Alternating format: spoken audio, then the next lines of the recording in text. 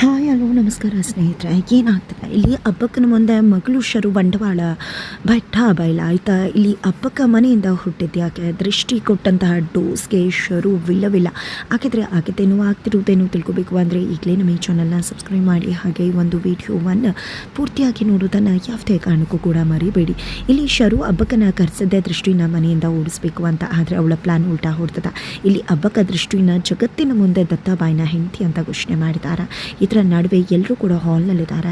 ಇಲ್ಲಿ ಹಬ್ಬಕ್ಕ ಮಕ್ಕಳು ಎಲ್ಲರೂ ಇದ್ದಾರೆ. ಈ ಕಡೆ ದತ್ತನನ್ನ ಹಬ್ಬಕ್ಕೆ ಊಟ ಮಾಡುವ ಅಂತ ಹೇಳ್ತಿದ್ರೆ, ಇಲ್ಲಮ್ಮ ಬೆಳಿಗ್ಗೆ ಇನ್ನೂ ಕೂಡ ಹೊಟ್ಟೆಗೆ ಹಾಗೆ ಇದೆ, ಬೇಡ ನಂಗೆ ಊಟ ಅಂತಿದ್ದಾರೆ. ನಂತರ ಶರುಗೆ ಏನಮ್ಮ ಶರು, ಏನಾದರೂ ನನ್ನಿಂದ ನಿನಗೆ ಕೆಲಸ ಆಗಬೇಕಾಗಿತ್ತಾ ಅಂತ ಕೇಳಿದಾಗ ಇಲ್ಲಿ ಶರು ಮನಸ್ಸಿನಲ್ಲಿ, ಹೌದಮ್ಮ ನಿನ್ನಿಂದ ಕೆಲಸ ಆಗಬೇಕಾಗಿತ್ತು, ದೃಷ್ಟಿಯಿಂದ ಮನೆಯಿಂದ ಓಡಿಸ್ಬೇಕಾಗಿತ್ತು, ಅದಕ್ಕೆ ನಿನ್ನ ಕರೆಸಿದ್ದು. ಆದರೆ ನೀನೇನು ಮಾಡ್ತಾ ನನ್ನ ಪ್ಲ್ಯಾನನ್ನು ಉಲ್ಟಾ ಮಾಡ್ದೆ. ಈ ಮನೆ ಸೊಸೆ ಅಂತ ಎಲ್ಲರೂ ಮುಂದೆ ಜಗತ್ ಜಾಹೀರು ಮಾಡ್ದೆ, ಏನು ಹೇಳಬೇಕು ನಿನಗೆ ಅಂತ ಮನಸ್ಸಲ್ಲಿ ಅನ್ಕೋತಿರ್ತಾರೆ. ಅಷ್ಟರಲ್ಲಿ ದೃಷ್ಟಿ ಮಾಟಿನ ಹುಡ್ಕೋಕೆ ಹೋಗಿರ್ತಾಳೆ. ಮಾಟಿನ ಹುಡ್ಕೋಕೆ ಹೋದವಳಿಗೆ ಹಿಂಪನ ಒಡವೆಗಳು ಕಬೋರ್ಡ್ನಲ್ಲಿ ಸಿಗುತ್ತೆ. ಅದನ್ನು ನೋಡಿದ್ದೆ ಅವಳಿಗೆ ಶಾಕ್ ಆಗುತ್ತೆ. ಖಂಡಿತ ಇದನ್ನು ಯಾರು ತಂದಿಟ್ಟಿರ್ತಾರೆ ಅಂತ ದೃಷ್ಟಿಗೆ ತುಂಬ ಚೆನ್ನಾಗಿ ಗೊತ್ತು. ಹಾಗಾಗಿ ಅವ್ರಿಗೆ ಡೋಸ್ ಕೊಡಬೇಕು ಅಂತ ಒಡವೆಗಳನ್ನ ತೊಗೊಂಡು ಹಾಲಿಗೆ ಬರ್ತಾಳೆ. ಬಂದದ್ದೇ ಇಲ್ಲಿ ಹಬ್ಬಕ್ಕನ ಹತ್ರ ಇದು ನಿಮ್ಮದೇ ಒಡವೆಗಳು ಅಂತ ಅನ್ನಿಸ್ತು. ಸಾಹೇಬ್ರು ರೂಮಿನ ಕಬೋರ್ಡಲ್ಲಿತ್ತು ಅಂತ ಹೇಳಿದಾಗ ಆ ಒಡವೆಗಳನ್ನ ನೋಡಿ ಶಾಕ್ ಆಗುತ್ತೆ ಇಲ್ಲಿ ಹಬ್ಬಕ್ಕಂಗೆ. ಯಾಕಮ್ಮ ಏನಾಯಿತು ಅಂತ ಹೇಳಿ ದತ್ತ ಕೇಳಿದಾಗ, ಈ ಒಡವೆಗಳನ್ನ ನಾನು ಇಂಪನಾಗೆ ಮದುವೆ ದಿನ ಕೊಟ್ಟಿದ್ದು ಹಾಕು ಅಂತ, ನನ್ನ ಸೊಸೆಗೆ ಅಂತ ಮಾಡಿಸಿದಂಥ ಒಡವೆಗಳು, ಅದೇ ಕಾರಣಕ್ಕೆ ನಾನು ಇದನ್ನು ಕೊಟ್ಟೆ. ನಾನು ಇದನ್ನು ಶರು ಕೊಟ್ಟು ಅವಳಿಗೆ ಹಾಕಿಸು ಅಂತ ಹೇಳಿದ್ದೆ ಅಂತದಾಗೆ ಶರು ಮುಗೀತು ಕತೆ. ನಂದು ಬಿದ್ದೆ ನಾನು ಅಂತ ಅನ್ಕೋತಾಳೆ. ದೃಷ್ಟಿ ಶರುನೇ ತಿಟ್ಟಿಸಿ ನೋಡ್ತಾ ಇದ್ರೆ ಇಲ್ಲಿ ಶರು ಫ್ಲ್ಯಾಶ್ ಬ್ಯಾಕ್ಗೆ ಹೋಗ್ತಾರೆ. ಅಲ್ಲಿ ಅವತ್ತು ಅವರು ಇಂಪನ ಹತ್ರ ಒಡವೆಗಳನ್ನ ತೊಗೊಂಡು ಬಂದು ದತ್ತನ ರೂಮಲ್ಲಿದ್ದರೆ ಸೇಫು, ಇದು ಇಲ್ಲೇ ಇರಲಿ, ಯಾವುದೇ ಕಾರಣಕ್ಕೂ ದತ್ತ ಅಂತೂ ಇದನ್ನು ನೋಡೋದಿಲ್ಲ ಅಂತ ಹೇಳಿ ದತ್ತನ ರೂಮಲ್ಲಿಟ್ಟು ಅದನ್ನು ಅಲ್ಲೇ ಸರಿಯಾದ ಜಾಗ ಅಂತ ಬಚ್ಚಿಟ್ಟಿರ್ತಾರೆ. ಆದರೆ ಇವತ್ತು ದೃಷ್ಟಿ ಅದನ್ನು ಹೊರಗೆ ತೆಗೆದಿದ್ದಾಳೆ. ಹಾಗಾಗಿ ಶರು ಬೆಚ್ಚಿ ಬೀಳ್ತಿದ್ದಾಳೆ. ಹೌದು, ಇದನ್ನು ನಾನು ಶರು ಕೊಟ್ಟೆ. ಆ ನಂತರ ನಾನು ರೂಮ್ಗೆ ಹೋದಾಗ ನೇತ್ರ ಶರು ಇದನ್ನೆಲ್ಲ ಕೊಟ್ಟು ಇಂಪನಾಗ ಹಾಕ್ಸು ಅಂತ ಹೇಳಿದ್ಲು. ಇಂಪನ ಹಾಕ್ಕೊಂಡಿದ್ಲು ಕೂಡ, ನಾನೇ ಅದನ್ನು ನೋಡಿದೆ. ಆದರೆ ಆ ನಂತರ ಯಾವಾಗ ಇದನ್ನು ತೆಗ್ದಿಟ್ಲು ಅಂತ ನಿಜವಾಗ್ಲೂ ಗೊತ್ತಾಗ್ತಿಲ್ಲ. ನೇತ್ರ ನಿನಗೇನಾದರೂ ಗೊತ್ತಾ ಅಂತ ಹಬ್ಬಕ್ಕ ಕೇಳ್ತಾರೆ. ಇಲ್ಲಮ್ಮ ನನಗೇನೂ ಗೊತ್ತಿಲ್ಲ ಅಂತ ಹೇಳ್ತಿದ್ದಾರೆ. ಈ ಕಡೆ ದೃಷ್ಟಿ, ಅಮ್ಮವ್ರೆ ಈ ಒಂದು ಒಡವೆಗಳು ಇಂಪನ ಅವ್ರ ಹತ್ರ ಇತ್ತು ಅಂದಮೇಲೆ ಒಂದು ಅವರೇ ಹಾಕ್ಕೊಂಡು ಹೋಗಿರ್ತಾರೆ, ಇಲ್ಲ ಅಂದರೆ ತೆಗೆದಿಟ್ಟು ಹೋಗಿರ್ತಾರೆ. ಆದರೆ ಈ ಒಡವೆಗಳು ತೆಗೆದಿಟ್ಟು ಹೋಗಿದ್ರೆ ಮನೆ ಒಳಗಡೆ ಬರೋಕ್ಕೆ ಹೇಗೆ ಸಾಧ್ಯ? ಸಾಹಿರು ರೂಮಲ್ಲಿ ಇದು ಹೇಗಿತ್ತು ಅಂತ ಪ್ರಶ್ನೆ ಮಾಡ್ತಿದ್ದಾಳೆ. ಈ ಕಡೆ ಶರು ಹೆದರ್ಕೋತಿದ್ದಾಳೆ. ಒಂದೇ ಸತಿ ರೊಚ್ಚಿಗೆ ಹೇಳ್ತಾಳೆ, ಏನು ಹೇಳ್ತಿದ್ಯಾ ನೀನು? ಮಾತನ್ನು ಸ್ವಲ್ಪ ಹಿಡ್ತಾ ಇತ್ತು ಮಾತಾಡು, ನೀನು ಹೇಳ್ತಿರೋ ಮಾತು ಹೇಗಿದೆ ಅಂತ ಗೊತ್ತಾ?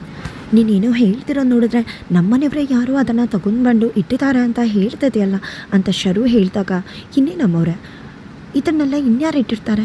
ಒಂದು ಇಂಪನ ಅವರು ಹಾಕ್ಕೊಂಡಿದ್ರು ಅಂದಮೇಲೆ ಅವರೇ ತೆಗೆದು ಇಲ್ಲಿಟ್ಟಿರಬೇಕು, ಅವರಂತೂ ಇಲ್ಲಿಗೆ ಬಂದಿಲ್ಲ ಅಂದಮೇಲೆ ಇದನ್ನು ಅವರೇ ಯಾರಿಗೂ ಕೊಟ್ಟು ಹೋಗಿದ್ದಾರೆ ಅಂತ ಅಲ್ವಾ? ಅದರ ಅರ್ಥ ಯಾರೋ ಇದನ್ನು ತೊಗೊಂಡು ಬಂದಿಟ್ಟಿದ್ದಾರೆ. ಇದಕ್ಕೆಲ್ಲ ಉತ್ತರ ಇಂಪನವರೇ ಬಂದು ಹೇಳಬೇಕು ಅಂತ ದೃಷ್ಟಿ ಹೇಳಿದಾಗ ಬೆಚ್ಚು ಬೀಳ್ತಾಳೆ ಶರು. ಈ ಕಡೆ ಅದಕ್ಕೆ ಕಿಶೋರ್ ಕೂಡ ದೃಷ್ಟಿಯ ಒಂದು ವಾದಕ್ಕೆ ಕೈ ಜೋಡಿಸ್ತಾರೆ.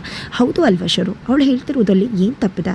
ಇಂಪನ ಅಂತೂ ಇಲ್ಲಿ ಬರೋಕ್ಕೆ ಸಾಧ್ಯ ಇಲ್ಲ ಅಂದಮೇಲೆ ಇಂಪನ ಒಡವೆಗಳನ್ನ ತೆಗೆದು ಇಂಪನೇ ಯಾರಿಗೋ ಕೊಟ್ಟು ಹೋಗಿರ್ತಾಳಲ್ವ, ಅವರೇ ತಂದೆ ತಾನೆ ಇಲ್ಲಿ ಇಟ್ಟಿರೋದು. ಅದರ ಅರ್ಥ ಈ ಮನೇಲಿ ಯಾರು ಕಳ್ಳರಿದ್ದಾರೆ ಅಂತ ಅಲ್ವಾ ಅಂತ ಕಿಶೋರ್ ಹೇಳ್ತಿದ್ದಾಗೆ ಸಿಕ್ಬಿದ್ದೆ ಮುಗೀತು ಕತೆ ಅಂತ ಶರು ಅನ್ಕೋತಿದ್ದಾರೆ. ಹಬ್ಬಕ್ಕೂ ಕೂಡ ಯಾರಿರ್ಬೋದು ಇದು ಅಂತ ಅನ್ನಿಸ್ತದೆ. ಆಗ ದತ್ತ, ಬಾಬಾ ದಯವಿಟ್ಟು ಅವಳ ಹೆಸರನ್ನ ಯಾರು ಕೂಡ ಇಲ್ಲಿ ಎತ್ತಬೇಡಿ, ಇಂಪನ ಹೆಸರು ಯಾರು ಕೂಡ ಮಾತಾಡ್ಕೊಡ್ತು, ಜೊತೆಗೆ ಯಾರು ಕೂಡ ನಮ್ಮನೆಯವ್ರನ್ನ ಕಳ್ಳರು ಅನ್ನೋ ರೀತಿ ನೋಡೋದು ನಂಗೆ ಇಷ್ಟ ಇಲ್ಲ. ಈಗೇನು ಒಡವೆಗಳಿದೆ ತಾನೆ, ಮುಗೀತು, ಯಾರು ಕೊಟ್ಟರು ಹೇಗೆ ಬಂತು ಅದರ ಅವಶ್ಯಕತೆ ಇಲ್ಲ ಅಂತ ಹೇಳಿ ಹಾಗೆ ಎಲ್ಲರನ್ನ ಕೂಡ ಬಾಯಿ ಮುಚ್ಚಿಸ್ಬಿಡ್ತಾರೆ. ಇದರಿಂದಾಗಿ ಶರು ಉಳಿತಪ್ಪ ನನ್ನ ಜೀವ ಅಂತ ಅನ್ಕೋತಾರೆ. ನಂತರ ಇಲ್ಲಿ ದೃಷ್ಟಿಗೆ ಹಬ್ಬಕ್ಕೆ ಕರೆದಿದ್ದೆ ಈ ಒಡವೆಗಳನ್ನ ತಗೋ ಅಂತ ಕೊಡ್ತಾರೆ. ಈ ಕಡೆ ಅಕ್ಕ ತಂಗಿರ್ಗಿಬ್ರಿಗೂ ಕೂಡ ಒಡವೆಗಳ ಮೇಲೇ ಆಸೆ. ಹೇಮ ಅಂತೂ ಒಡವೆಗಳನ್ನ ತಿಟ್ಟಿಸಿ ನೋಡ್ತಿದ್ದಾರೆ. ಈ ಕಡೆ ದೃಷ್ಟಿ ಒಡವೆಗಳನ್ನ ಕಬೋರ್ಡ್ಗೆ ಇಡ್ಬೇಕಮ್ಮ, ಖಂಡಿತ ಕೊಡಿ ಇಡ್ತೀನಿ ಅಂತ ಹೇಳಿದಾಗ, ಇಲ್ಲ ಈ ಒಡವೆಗಳನ್ನ ನಾನು ನನ್ನ ಸೊಸೆಗೆ ಅಂತ ಮಾಡಿಸಿದ್ದು, ಹಾಗಾಗಿ ಇಂಪನ ಕೊಟ್ಟೆ, ಅದಾಗಲಿಲ್ಲ. ಆದರೆ ಇವಾಗ ನೀನೇ ಅಲ್ವಾ ದತ್ತನ ಹೆಂಡತಿ ಅಂದಮೇಲೆ ಈ ಒಡವೆಗಳು ನಿನಗೆ ಸೇರಬೇಕು ತಗೋ ಅಂತಾರೆ. ಇಲ್ಲಮ್ಮ ನನಗೆ ಬೇಡ, ನೀವೇ ಇಟ್ಕೊಳ್ಳಿ ಅಂತ ದೃಷ್ಟಿ ಹೇಳಿದಾಗ ಈ ಕಡೆ ಹೇಮಾಗೆ ಖುಷಿ ಆಗಿಬಿಡತ್ತೆ. ಆದರೆ ಇಲ್ಲಿ ಕಿಶೋರ್ ಅವರು, ಅದರಲ್ಲಿ ಏನಿದೆ ದೃಷ್ಟಿ, ಅದು ನಿನಗೆ ಸೇರಬೇಕಾಗಿರೋದು, ನೀನೇ ಇಟ್ಕೋ ಅಂತ ಹೇಳ್ತಾರೆ.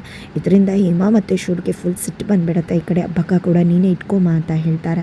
ನಂತರ ಈ ಕಡೆ ಶರು ಏನು ಮಾಡೋದು ಅಂತ ಯೋಚನೆ ಮಾಡ್ತಿದ್ರೆ ಈ ಕಡೆ ದೃಷ್ಟಿ ಕಿಶೋರ್ ಅವ್ರ ಹತ್ರ ಬಂದಿದ್ದೆ.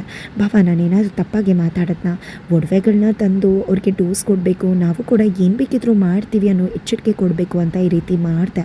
ನಿಮ್ಗೇನಾದರೂ ಬೇಜಾರ ಆಯಿತಾ ಅಂದಾಗ, ಇಲ್ಲ ದೃಷ್ಟಿ ನೀನು ಏನು ಮಾಡಿದ್ಯೋ ಅದನ್ನು ಕರೆಕ್ಟಾಗಿ ಮಾಡಿದ್ಯಾ, ಅವ್ರಿಗೆ ಸಖತ್ತಾಗಿ ಡೋಸ್ ಕೊಟ್ಟಿದ್ಯಾ, ಖಂಡಿತ ಈಗ ಅವರು ಎಚ್ಚೆತ್ಕೊಂಡಿರ್ತಾರೆ, ಅಷ್ಟು ಸುಲಭ ಅಲ್ಲ ಅಂತ ಗೊತ್ತಾಗಿರುತ್ತೆ, ನೀನು ಕರೆಕ್ಟಾಗಿ ಮಾಡಿದ್ಯಾ, ನಿನಗೆ ಯಾವತ್ತೂ ಕೂಡ ನನ್ನ ಬೆಂಬಲ ಇದ್ದೇ ಇರುತ್ತೆ ಅಂತ ಕಿಶೋರ್ ಹೇಳ್ತಾರೆ.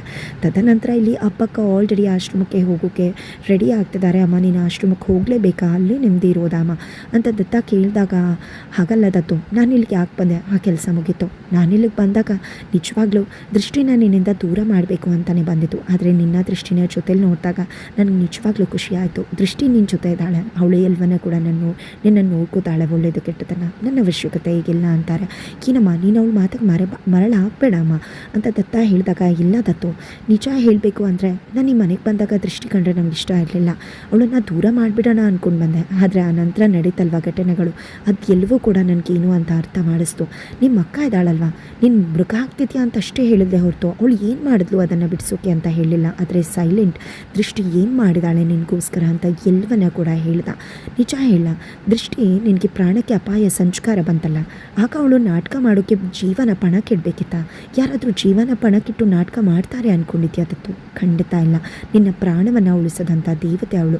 ಜೊತೆಗೆ ನಾನು ಅವಳು ಮೊದಲೇ ಹೇಳಿದ್ದೆ, ನಿನ್ನನ್ನು ನಾನು ಸೊಸೆ ಅಂತ ಒಪ್ಕೊಳ್ಳೋದಿಲ್ಲ, ಬಟ್ ಜನಗಳ ಮುಂದೆ ಹೇಳ್ತೀನಿ ಅಂತ. ಆದರೂ ಕೂಡ ನಾನು ಒಮ್ಮೆಲೆ ಸೊಸೆ ಅಂತ ಘೋಷಣೆ ಮಾಡ್ತಿದ್ದಾಗೆ ಅವಳು ಎಷ್ಟು ಖುಷಿಯಿಂದ ಮನೆ ಸೊಸೆಯಾಗಿ ಏನು ಮಾಡಬೇಕು ಎಲ್ಲವನ್ನ ಕೂಡ ಮಾಡಿದ್ಲು. ಜನಗಳ ಜೊತೆ ಬೆಟ್ಟು ಎಷ್ಟು ಚೆನ್ನಾಗಿ ಎಲ್ಲರನ್ನ ಕೂಡ ಸತ್ಕರಿಸಿದ್ರು.